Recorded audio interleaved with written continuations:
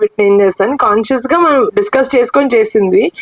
ఈ సాంగ్ నాకు యాక్చువల్ గుర్తులేదు. నేను అడిగానా, భాను మాస్టర్ అడిగారా, ఎవరు చేశారు బాబు, గుర్తుందా నీకు?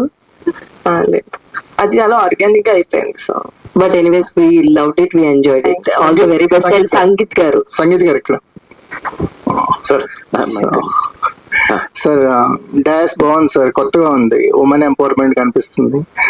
జనరల్ గా ఏంటంటే రివర్స్ లో ఉంటాయి స్ట్రెంత్ వైజ్. ఇప్పుడు నలుగురు స్ట్రాంగెస్ట్ ఉమెన్స్ కనిపిస్తున్నారు, మంజుషా గారితో కూడా కలిపి.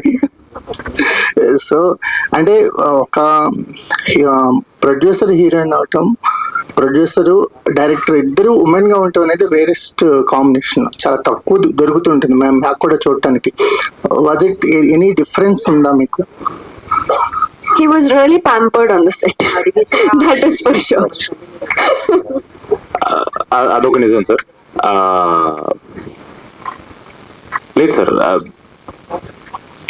ఏమో సార్, నో డిఫరెన్స్ సార్. నాకైతే సేమ్ సార్. ఎందుకంటే నేను వాళ్ళతో మాట్లాడేటప్పుడు నా పాయింట్ ఆఫ్ వ్యూ ఏదైనా ఉన్నా, నాకు డౌట్లు ఉన్నా, నేను యాజ్ అ హీరోగానే అడిగే వాళ్ళని, వాళ్ళు వాళ్ళ డిజిగ్నేషన్ గానే దానికి రిప్లై ఇచ్చేవాళ్ళు. Like she's a producer, director గానే sir. No sir, maybe if anything I was more comfortable sir. Comforts positive 100% more comfortable sir, because firstly నాకు వీళ్ళిద్దరు చాలా ఎక్కువ కాలం పరిచయం కాబట్టి నాకు ఇంకా కంఫర్ట్ ఎక్కువ సార్. వాళ్ళ దగ్గర నేను చాలా ఫ్రీగా నా ఒపీనియన్ చెప్పగలను.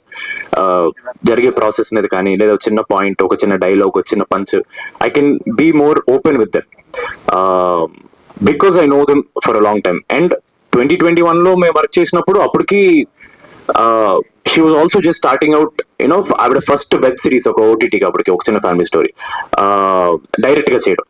So she was also new. నాకేంటంటే కొత్త వాళ్ళతో పనిచేస్తే we are all on the same page అని ఒక ఫీలింగ్ క్రియేట్ అవుతుంది sir. So I was more positive about that. So I was very happy sir. I'm more comfortable with them. Niharika గారు కథల